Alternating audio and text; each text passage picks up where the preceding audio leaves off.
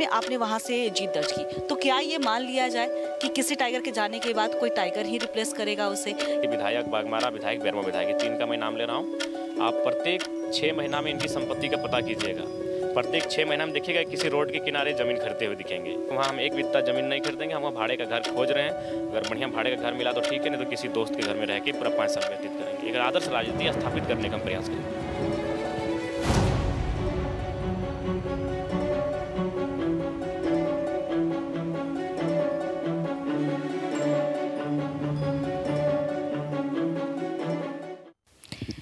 झारखंड का एक ऐसा युवा जिन्होंने भाषा और खतियान आंदोलन में अपनी आवाज खूब बुलंद की और इसके बाद सक्रिय राजनीति में आए। 60-40 नई चलतों का नारा हर किसी के जुबान पर बसाकर अब विधानसभा में भी ये युवा चेहरा नजर आने वाला है। हम बात कर रहे हैं जयराम महतो की, जो कि डुमरे से नए नवेले के विधायक बने हैं और सीधा उनसे ही जुड़ते आज हमारे साथ जयराम महतो जी हैं, जिनसे आज सक्रिय राजनीति पर बात होगी। जयराम महतो का ब्लूप्रिंट क्या है, इस पर भी उनसे बातचीत होगी। जयराम जी, सबसे पहले तो आपको बहुत बहुत बधाई, डुमरे से आपने ये जो फतह किया है। और सीधा सवाल मेरा इसी से होगा, कितना रिलैक्स महसूस कर रहे हैं, क्या महसूस कर रहे हैं, कैसा लग रहा है जीतने के बाद, क्योंकि ये बड़ी जीत है आपके लिए? जीत के बाद जनता के दृष्टिकोण से देखा जाए तो काफ़ी उम्मीदें हैं, जिम्मेवारियां हैं। और अगर खुद के दृष्टिकोण से देखा जाए तो जैसा कल था वैसा आज भी है। उसी प्रकार शाम को रात 2-3 बजे घर आते हैं, सुबह फिर सो के उठते हैं और अपने क्षेत्र में लोगों की समस्याओं को सुनने चले जाते हैं, समाधान कैसे उस पर बात करते हैं।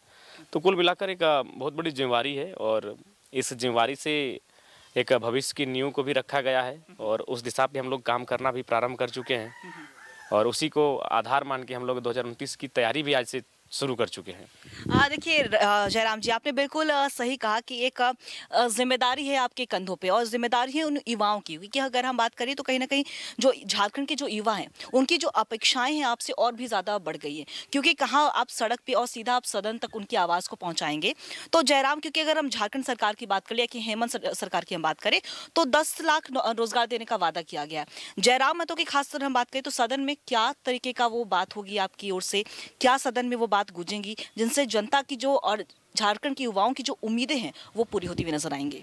बिल्कुल, सदन में हमारी जो बात होगी वह स्थानीय नीति के आधार पर एक नियोजन नीति स्थापित करने की, जिससे कि इस राज्य के युवा जो विगत तमाम परीक्षाओं में चले जाते हैं, एक बैरियर नहीं हो पाने के कारण उनके कंपटीशन में बम्बई, दिल्ली, इलाहाबाद, कानपुर के बच्चे आके बैठ जाते हैं और कहीं ना कहीं वे जिस पैटर्न के साथ और जिस परिस्थितियों में तैयारी करते हैं और झारखंड के बच्चे जिन परिस्थितियों में तैयारी करते हैं, कहीं ना कहीं वो अव्वल हो जाते हैं और उसका परिणाम आपके सामने है कि तमाम जो ओपन कैटेगरी हैं वहाँ कभी 90%, कभी 80%, कभी 95% गैर राज्यों के अभ्यर्थी बाजी मार के ले जाते हैं। तो इसलिए हमारा मानना होगा कि जब तक स्थानीय नीति के आधार पर नियोजन नीति ना बने, जब तक क्षेत्रीयता के आधार पर, क्षेत्रीय भाषाओं के आधार पर परीक्षाएं ना ली जाएंगी, तब तक राज्यों के जो युवा हैं उनके साथ छल कपट होता रहेगा।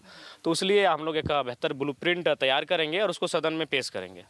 देखिए, बिल्कुल सदन तक तो आपकी आवाज़ गूंजेंगी ही, क्योंकि हमने अक्सर देखा है जयराम में तो कभी कार की छत पर भाषण देते हुए नजर आते हैं, युवाओं को प्रेरित करते हुए नजर आते हैं। लेकिन दूसरी तरफ अगर हम डुमरे विधानसभा सीट की अगर खासतौर पर हम बात करें जयराम जी, तो आप वहां से लड़े और डुमरे सीट से जितना इसलिए भी खास हो जाता है क्योंकि कहीं ना कहीं वो एक समय पे स्वर्गीय टाइगर जगन्नाथ महतो का गढ़ माना जाता था और ऐसे में आपने वहां से जीत दर्ज की। तो क्या ये मान लिया जाए कि किसी टाइगर के जाने के बाद कोई टाइगर ही रिप्लेस करेगा उसे, ये झारखंड के युवाओं का ये प्यार? हाँ बिल्कुल, मेरा मानना है कि आदरणीय श्रद्धेय जगन्नाथ बाबू जब दुनिया को छोड़ के जा रहे थे, उसी समय हम लोग का पदार्पण हो रहा था, हम लोग का राजनीति में आना हो रहा था। तो कहीं ना कहीं कुछ चीज़ें डेस्टिनी तय करती है और हमें लगता है कि डुमरी से मेरा विधायक बनना, डुमरी से मेरा चुनकर आना, लोकसभा में डुमरी से मेरा 90,000 से ज़्यादा वोट लाना, ये डेस्टिनी ने तय किया है। क्योंकि सीटें तो और भी थी, लेकिन डेस्टिनी ने मुझे डुमरी सीट की ओर लेकर गए हैं और उसका कारण यही था कि वहाँ जगन्नाथ महतो संसार को छोड़ के अलविदा कह के चले गए और शायद परिस्थितियों को, डेस्टिनी को लगा कि वहाँ रिप्लेस करने के लिए उनके स्वभाव का ही कोई नेता होना चाहिए। तो शायद मुझे वहाँ चुनकर लाया गया है, नियति ने मुझे वहाँ बुलाया है। देखिए, बिल्कुल आपने सही बात कही। और दूसरी तरफ अगर हम बात करें जयराम जी, तो वो ब्लूप्रिंट की आप बात कर रहे हैं कि हम एक ब्लूप्रिंट लेकर जाएंगे सदन में, वो ब्लूप्रिंट कि सबसे अलग क्या होगा? क्योंकि देखिए ब्लूप्रिंट तो लगातार झारखंड सरकार जो अभी उन्हें 5 साल का एक और मौका मिला है, तो वो भी अपने ब्लूप्रिंट पे काम कर रहे हैं। लेकिन जयराम महतो की अलग ब्लूप्रिंट क्या होने वाली है, जो कहीं न कहीं जो रोजगार से या युवाओं को रोजगार और स्वरोजगार से जो जोड़ता हुआ नजर आएगा?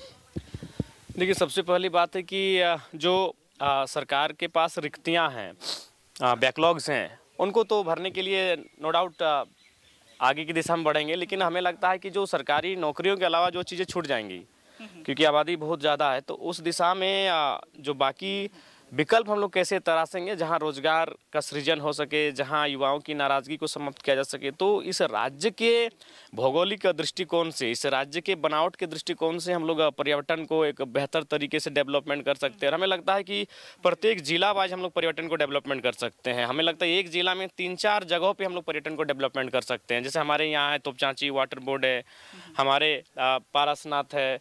तो एक एक क्षेत्र में हम लोग पर्यटन को कई जगहों पर कई प्रकार से डेवलपमेंट कर सकते हैं। हमारे पास सड़कों का एक बहुत लंबा जाल बिछा हुआ है, बगोदर से बरही से आपका बरवड्डा से होते हुए चिरकुंडा निरसा, उधर बरही से आपका बरकट बहरागोड़ा। तो हमारे पास सड़कों का भी एक बहुत बड़ा जाल है, तो उसमें हम लोग ट्रांसपोर्टिंग के माध्यम से आगे जा सकते हैं।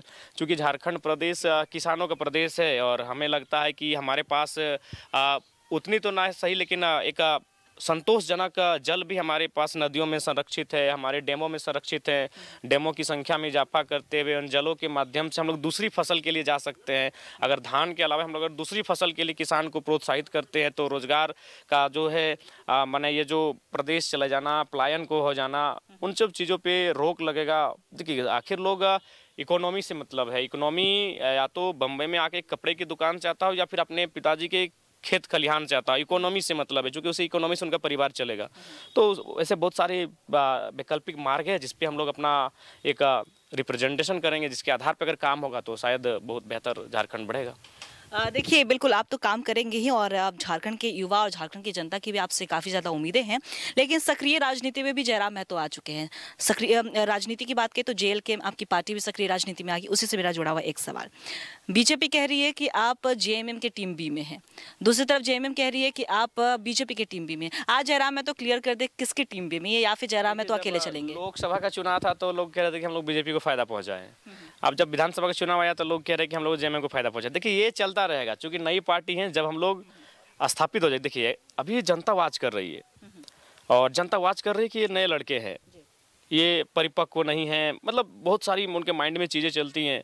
तो जनता वाच कर रही है। जब हम लोग अपने आप को, अपनी लय को, अपनी निष्ठा को और अपने विजन को जब बरकरार रखेंगे और जनता को जब लगेगा कि नहीं एक बार मौका मिलना चाहिए, तो उस समय ये जो सवाल आते हैं बी टीम सी टीम वाला, वो स्वतः समाप्त हो जाएंगे। लेकिन चूंकि जब नया राजनीतिक दल कहीं भी आएगा, किसी स्टेट में आए, और खास बात फर्स्ट जनरेशन पॉलिटिक्स, क्योंकि हम फर्स्ट जनरेशन है। फर्स्ट जनरेशन का मतलब मेरे पिताजी नेता नहीं थे, मेरे चाचा नेता नहीं है, तो हम फर्स्ट जनरेशन पॉलिटिशियन है। तो वहाँ तो असंभव है, जयराम महतो तो असंभव कार्य करने जा रहा है। आज तेजस्वी यादव की लोग बात करते हैं, अखिलेश यादव की बात करते हैं, वो सेकेंड जनरेशन पॉलिटिशियन है।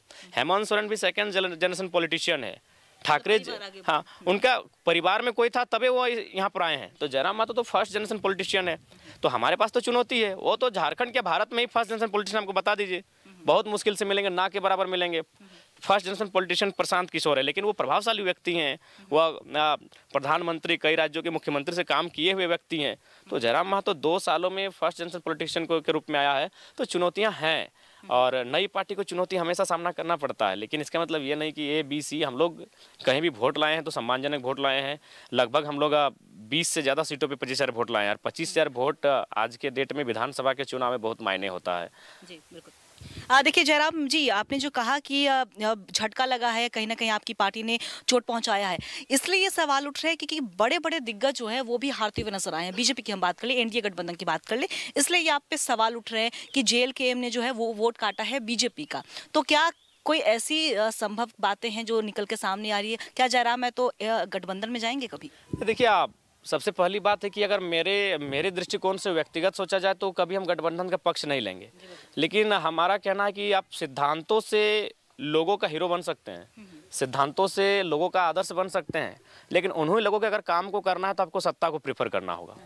और अगर मेरे पे कभी संकट आएगी तो हम किसी राजनीतिक दल के बारे में नहीं सोचेंगे, मैं अपना संकट हैंडल कर लूँगा।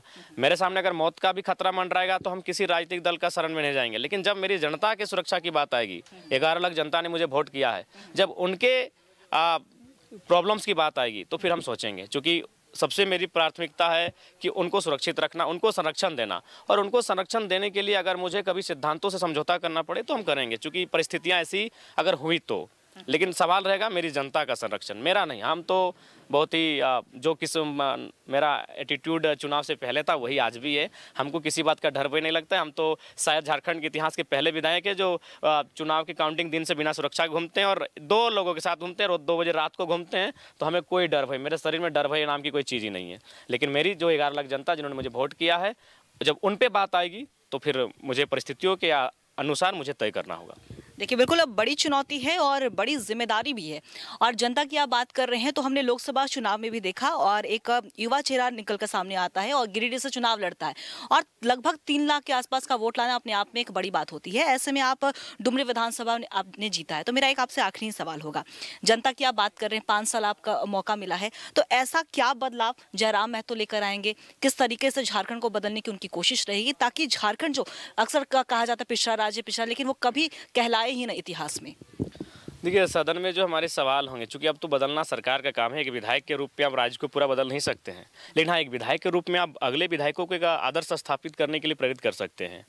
और मेरा मानना है, मैं बार बार इसी चीज़ को रिपीट करता हूँ कि झारखंड की गरीबी का कारण झारखंड के नेताओं की अमीरी है।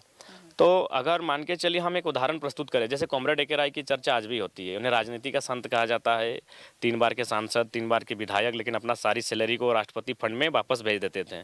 अपने जीवन यापन के लिए पर डे शायद 500 रुपया चाय पानी के लिए लेते थे।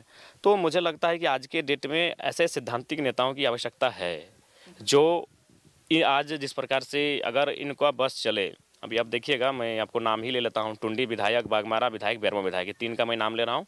आप प्रत्येक 6 महीना में इनकी संपत्ति का पता कीजिएगा। प्रत्येक 6 महीना में देखिएगा किसी रोड के किनारे ज़मीन खरीदते हुए दिखेंगे, कहीं मॉल, कहीं अपार्टमेंट बनाते हुए दिखेंगे। तो मेरा मानना है, अगर एक व्यक्ति अगर इस तरह से अपनी संपत्ति का विस्तार करेगा तो जाहिर सी बात है नुकसान किसी को होगा, और नुकसान सीधा गरीब जनता को होगा। उनके हिस्से की कमाई को, उनके हिस्से की रोटी को अपनी तिजोरी में भरते हुए दिखेंगे। तो इसलिए जयराम महतो एक क्रांतिकारी शुरुआत करने जा रहा है, पहल करने जा रहा है। देखिए, आप जहाँ मेरा इंटरव्यू ले रहे हैं, ये धनबाद जिला है, और ये मेरा पैतृक घर, ये मेरे बाप का घर, ये मेरे दादाजी घर है, ये मेरे परदादा का भी घर है।